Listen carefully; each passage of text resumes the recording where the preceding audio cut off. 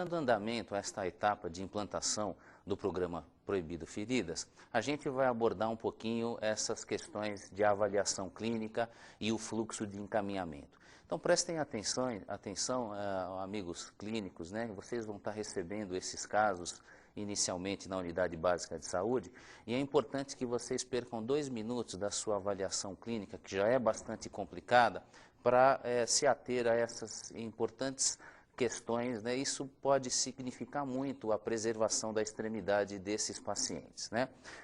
Eu gostaria antes de pontuar, né, que esse programa faz parte de uma ação multiprofissional, né? Então essa é a ideia, todos nós somos importantes, clínicos, enfermeiros, fisioterapeutas, ortopedistas, vasculares, né, e especialidades afins, com o intuito realmente da gente diagnosticar, conscientizar, educar esses pacientes, restaurar a função dessas extremidades e devolver esses doentes para a vida social com qualidade de vida, né?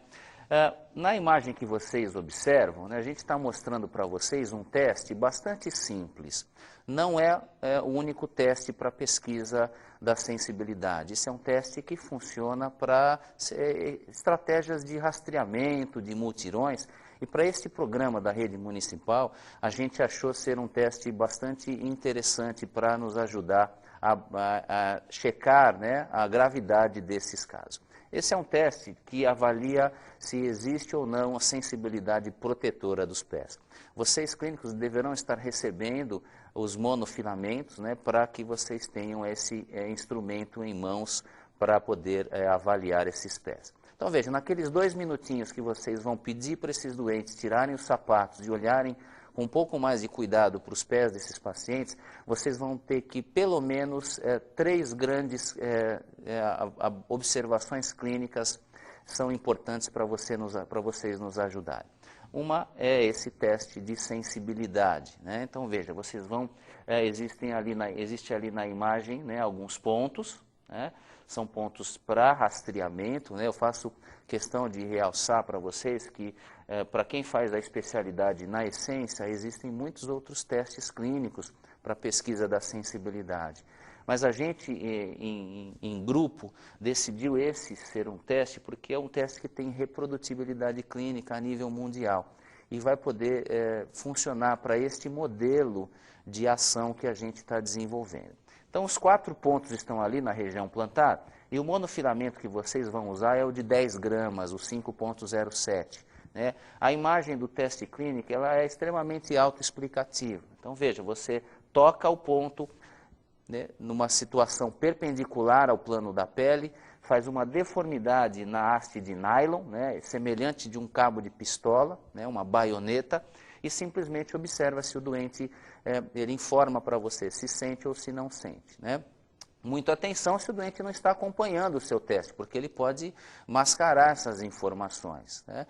E mais atenção ainda se houverem espessamentos cutâneos na região. Então, se você tiver uma calosidade na região do teste, obviamente o doente vai dizer que não está sentindo.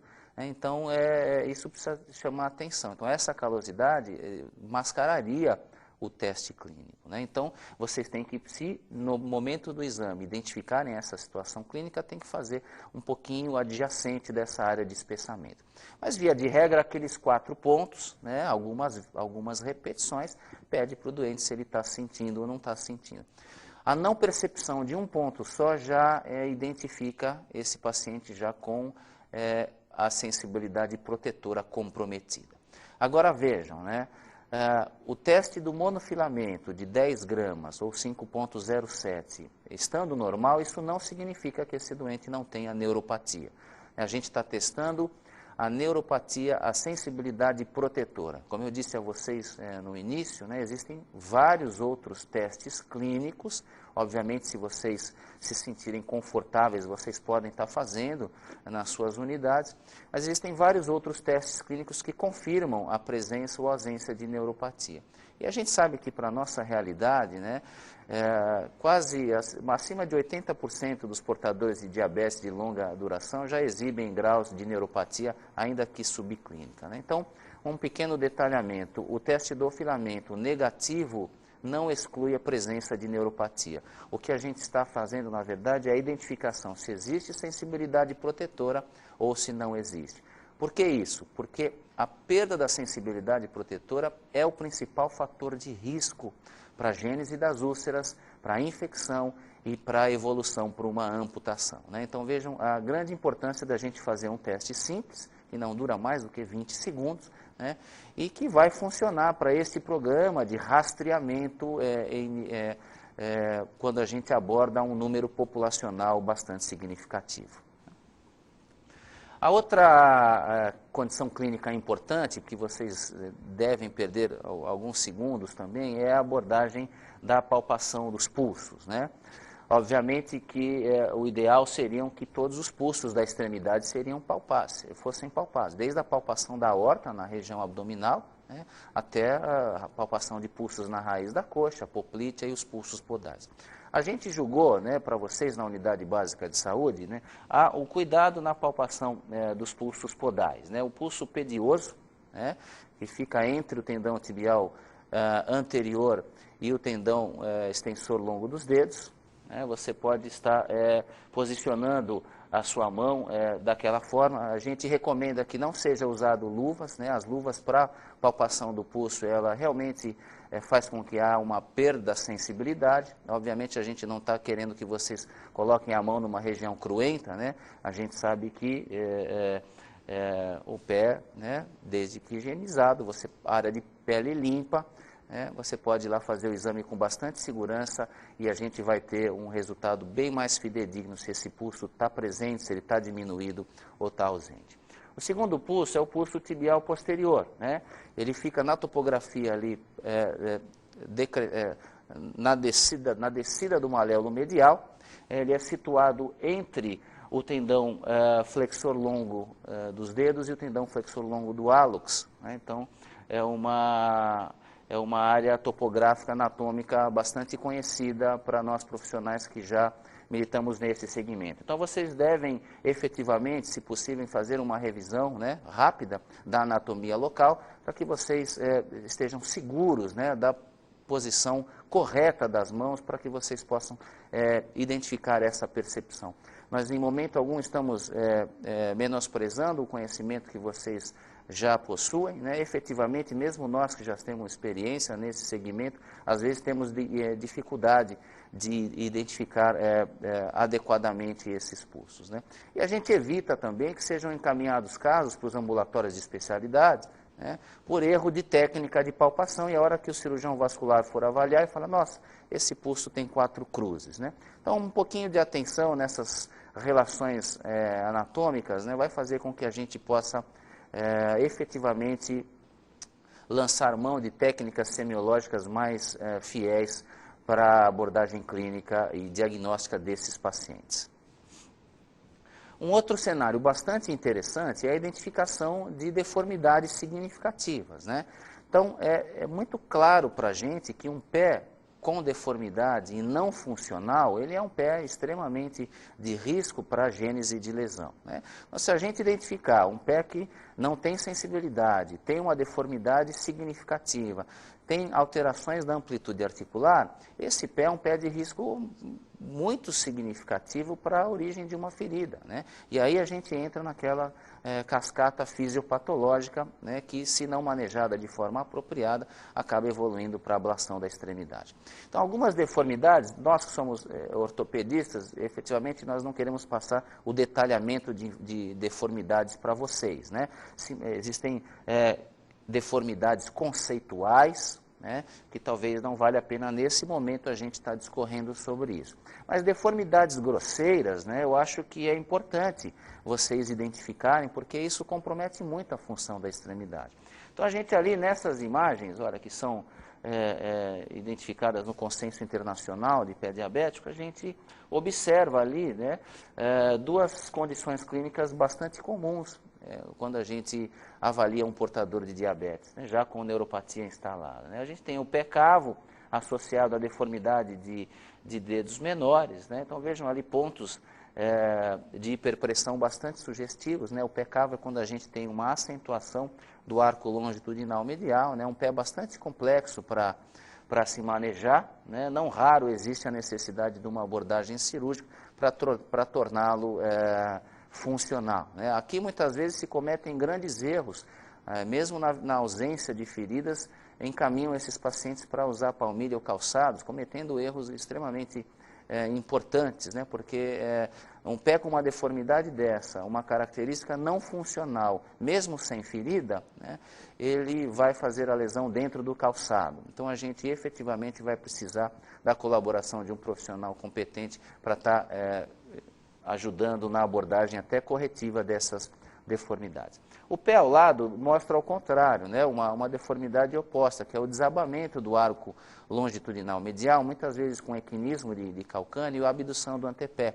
Isso faz com que a gente tenha ali alguns pontos importantes, clássicos de pressão, né?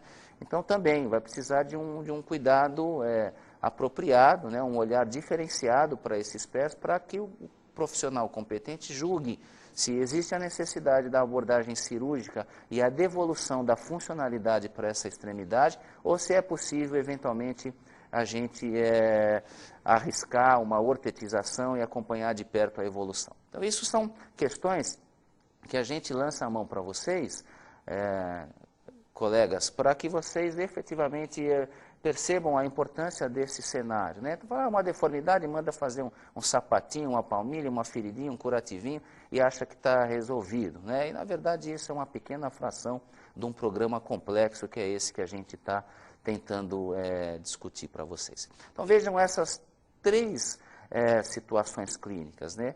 Presença ou ausência da sensibilidade protetora, né?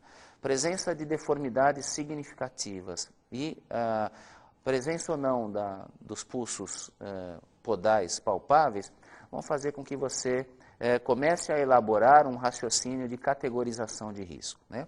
Algumas outras deformidades, olha, são bem marcantes, né? Então é muito transparente para nós, cirurgiões de pé, que essas deformidades, muito comuns entre os portadores de diabetes, causam um grande prejuízo funcional, né? Então, vamos ter uma visão diferente, né? Achar que isso a gente manda fazer um sapatinho e está resolvido. Vamos acabar com essa imagem, com essa mensagem, né? A gente precisa devolver função para essas extremidades. E aí, então, daí a importância desses pacientes estarem inseridos nesse programa de abordagem multiprofissional, para que os profissionais lá nos ambulatórios de especialidade possam ajudar vocês, né? Veja, nós não estamos pedindo para encaminhar todos os doentes que forem identificados estas deformidades. Eu vou mostrar na sequência quais seriam os potenciais candidatos para essa fase de implantação do programa que fossem derivados para os ambulatórios de especialidade, né? Aqui existe uma imbricação de duas classificações, né, bastante básicas para a gente que milita nesse cenário. Existem classificações muito mais pesadas e complexas, a gente decidiu não ser factível para a implantação desse programa. Julgamos que essas classificações mais pesadas, PEDS, San Antônio, San Elian, Brodsky e outras, deveriam ficar nas mãos dos profissionais que verdadeiramente fazem essa especialidade na essência, né? Porém, a gente julgou que a gente cruzar informações da classificação de categorias de risco, junto com a classificação pioneira na descrição das úlceras, que é a de Wagner, que muitos de vocês conhecem, a gente possa ter um número de informações bastante importantes que vão nos ajudar nesta fase do programa a já dar um direcionamento para o atendimento mais organizado. Aqui vale uma pequena ressalva, né? Sabemos que esse atendimento já existe, né? Com a vigência da homologação da lei, né, a nossa proposta, na verdade, é tentar ordenar isso, organizar, fazer com que todos falem a mesma linguagem e, seguramente, colocar, né, esse cenário que é bastante desastroso, se não for manejado de forma apropriada, né, na mão de colegas que possam, que tenham uma visão um pouquinho mais familiarizada com esse cenário, né. Como toda ação multiprofissional, existem profissionais que devem orquestrar essa ação multiprofissional. E os médicos especialistas, né, por ser um cenário bastante familiarizado a eles, né, eles devem orquestrar esta abordagem, né? Então, eles vão, na verdade, tudo está conjugado, né? Programas de atenção básica, programas de saúde da família, atendimentos na unidade básica, programa de prevenção e tratamento do pé diabético, isso tudo deve caminhar de forma harmônica, né? De etapa em etapa, esse vai ser o nosso objetivo, né? Então, quando a gente cruza essas duas propostas, né, a gente encontra ali algumas condições que podem nortear vocês na unidade básica de saúde a direcionar ou não este doente para um olhar do profissional especializado, né? Então a gente vê ali categorias de risco zero. O que seria uma categoria de risco zero? Seriam aqueles pacientes que você lá identifica. O pulso é bem palpável, não tem nenhuma deformidade osteoarticular muito marcante e a sensibilidade protetora está presente. Essa é a categoria de risco zero, né? Vocês têm total condição de estar manejando aí com todos os profissionais que já militam nesse segmento aí mesmo na unidade básica de saúde, dando orientações, informações, vigilância. Seguramente vai poder fazer com que essas extremidades se mantenham protegidas e funcionalmente né, tenham longevidade funcional. Veja, a categoria de risco 1 são aqueles pacientes que apresentam pulsos palpáveis, né? A sensibilidade protetora ela está ausente, né? E não existe nenhuma deformidade marcante, né? Esse também a gente sabe que é um pé de risco 1, a própria categoria de risco já demonstra isso, mas vocês têm total condição de encaminhar, por exemplo, para o serviço de NIR, para se fazer uma ortetização. Se o problema é só a sensibilidade protetora, vamos dizer assim, né? Ele bem aparelhadinho, a gente vai conseguir proteger esses pés e dar uma qualidade funcional apropriada. Então, depois eu vou mostrar instrumentos de encaminhamento, né, para o NIR, né, para que as palmilhas e os calçados sejam solicitados, né, e aí as oficinas parceiras da prefeitura vão, então, iniciar o seu trabalho de construção, de tomada de molde e de envio aos pacientes indicados. Então vejam que o cuidado deve ter, na verdade, né, para as categorias de risco 2 e 3. Esses sim são os grupos, né, que devem corresponder a mais ou menos uns 30% desse grupo populacional que vocês já enfrentam no dia a dia, né? Então a categoria de risco 2, né, a gente consegue identificar bem, né? Os pulsos são palpáveis, porém a gente já encontra deformidades significativas que prejudicam a função dessa extremidade, bem como a sensibilidade protetora ausente. Esse é um pé de risco extremamente importante, né? E faz com que o ortopedista nos ambulatórios de especialidade, né, colaborem na ajuda, né, para o delineamento de uma melhor proposta terapêutica. Veja, nós em momento algum estamos querendo que os ortopedistas sejam especialistas em pés e muito menos em pés diabéticos. Nós temos cirurgiões de joelho, cirurgiões de mão, quadril, né? Embora eles não vão ser os profissionais que vão definir definitivamente a proposta final, mas eles vão poder ajudar muito, né, na orientação diagnóstica, na monitoração, numa boa análise biomecânica, na indicação e solicitação de exames apropriados, no aventar de uma possível reconstrução cirúrgica, né? Na avaliação, depois quando chegar de volta os pés que estão com palmilhas e calçados, para checar o olhar verdadeiro do médico nessa ortetização. Então isso é importante que esses pacientes tenham o olhar do especialista. Da mesma forma, os pés de Charcot, que já na categoria de risco 3, são pés com deformidades muitas vezes bastante avançadas, né, com pulsos bem palpáveis, pulsos em martelo d'água, né, e que requerem um diagnóstico e um olhar especializado, né. Ainda os portadores de risco 3, né, com pulsos não palpáveis, sensibilidade protetora ausente, muitas vezes lesões tróficas, né, um Wagner 2 para cima, são aquelas úlceras que não são superficiais, né, que já exibem exposição muitas vezes de tecidos nobres, né, ou às vezes já uma isquemia bem marcada, também são candidatos ao encaminhamento para o olhar do cirurgião vascular. Então vejam, com medidas rápidas e simples, né, e um olhar um pouquinho mais cuidadoso, vocês vão poder nos ajudar bastante no encaminhamento e no delineamento de propostas terapêuticas mais efetivas. Está aqui a classificação de Wagner, né, mostrando mais uma vez, grau 2 para baixo, o grau 2 já é uma úlcera profunda, muitas vezes com exposição de tendão, ligamentos, né, articulações, grau 3 infecção localizada, né, 4 e 5 já com comprometimento isquêmico macroscópico importante, né. Seguinte. Isso é muito interessante, né? Não vamos perder tempo, né, com casos que requerem, são considerados emergências, né? Então, pé séptico, úlcera infectada é tratamento cirúrgico, tá? Não vamos ficar pensando, olha, põe carvão aqui, põe prata ali, põe isso aqui. Isso, na verdade, não funciona. O pé séptico, ele é uma doença cirúrgica e precisa ser encaminhado ao pronto atendimento, né, que vai seguramente absorver esse doente e oferecer propostas multiprofissionais intra-hospitalares. São pés de alto risco que não só ameaçam a perpetuação da extremidade, como muitas vezes ameaçam a vida desses doentes que se encontram não tão infrequentemente com uma grande descompensação glicêmica, às vezes toxêmicos, já com instabilidades sistêmicas bem definidas, né? Então são pacientes que requerem efetivamente uma abordagem intra-hospitalar, né? Então não se perca tempo, olha, tem uma ferida, é infectada, é um pé séptico, requer abordagem cirúrgica, desbridamento agressivo, tomada de material profundo para cultura, antibiograma, antibiótico terapia de amplo espectro, controle clínico das comorbidades, né? Então veja, é um cenário bem mais complexo e a gente precisa realçar para vocês, né? Da mesma forma, isquemia crítica, né? Com dor de repouso, lesão trófica importante, né? Efetivamente requer aí uma abordagem, um olhar de um profissional competente e às vezes não vale a pena ficar perdendo tempo em mandar para um ambulatório de especialidade se é um caso que precisa de uma abordagem intra-hospitalar.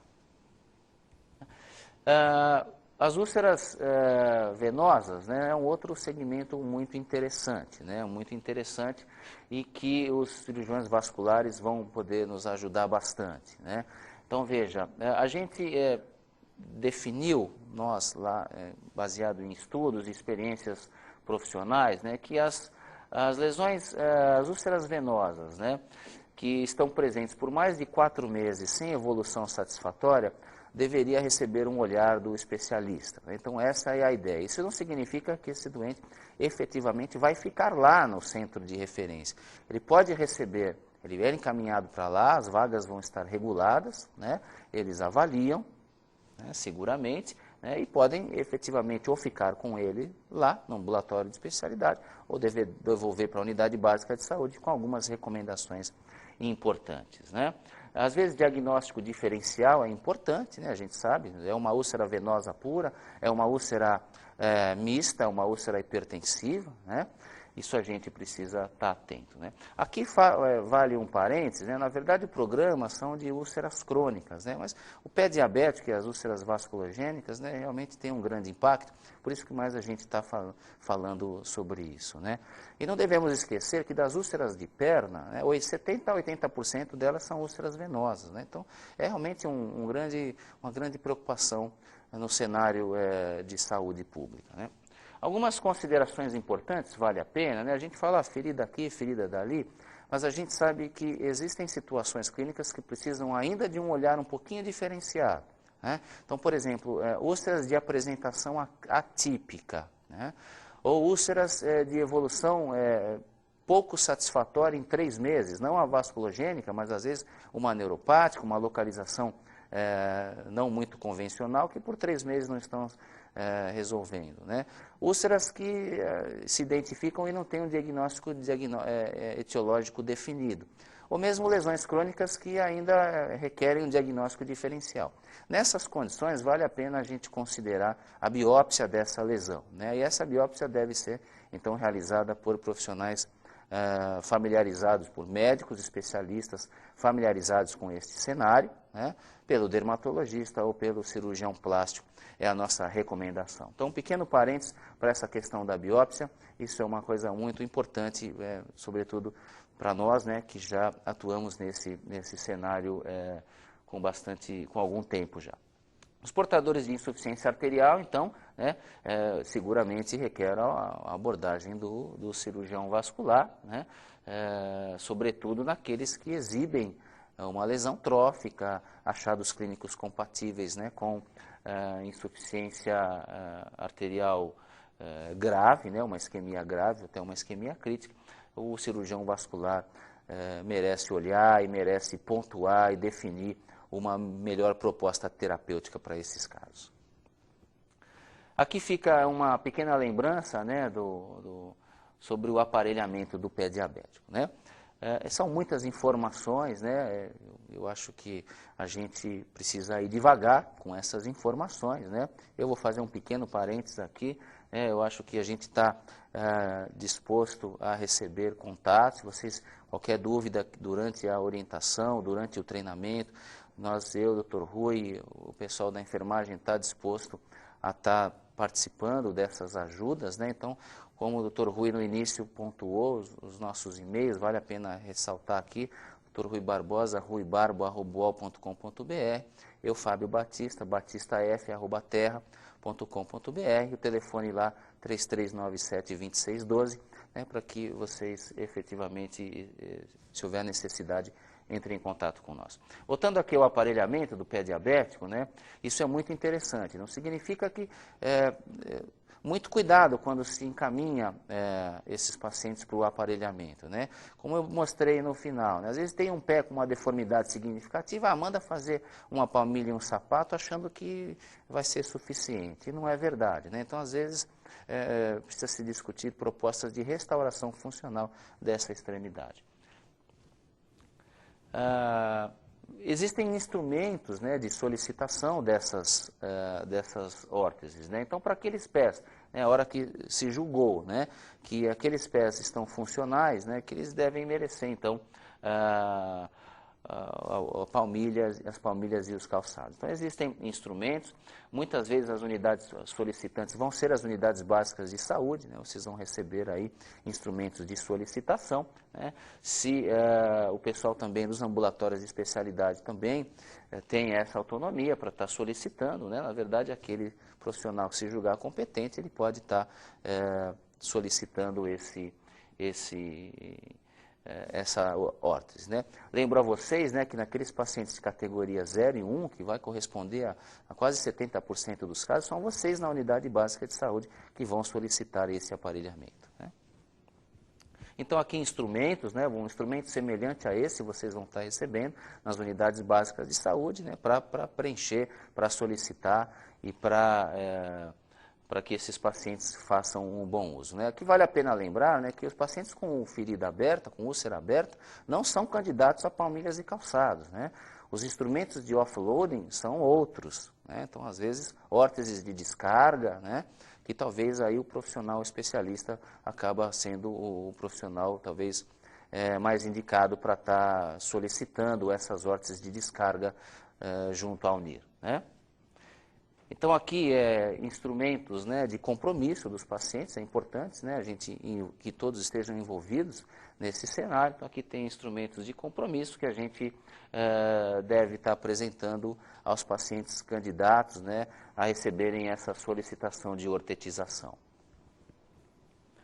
Aqui na unidade básica de saúde, são instrumentos que vocês já possuem, né, de catalogação de dados, né, tanto esse instrumento, seguinte, quanto esse, né, desculpa, não está, mas existe um instrumento muito parecido a esse que vai estar nos ambulatórios de especialidades. Nesse primeiro momento, vai estar funcionando dessa forma, né, vocês vão ter formulários para captação de dados, né, e para que a gente possa estar monitorando isso com mais cuidado, né? Posteriormente, isso tudo deve estar online, através do SIGA, né?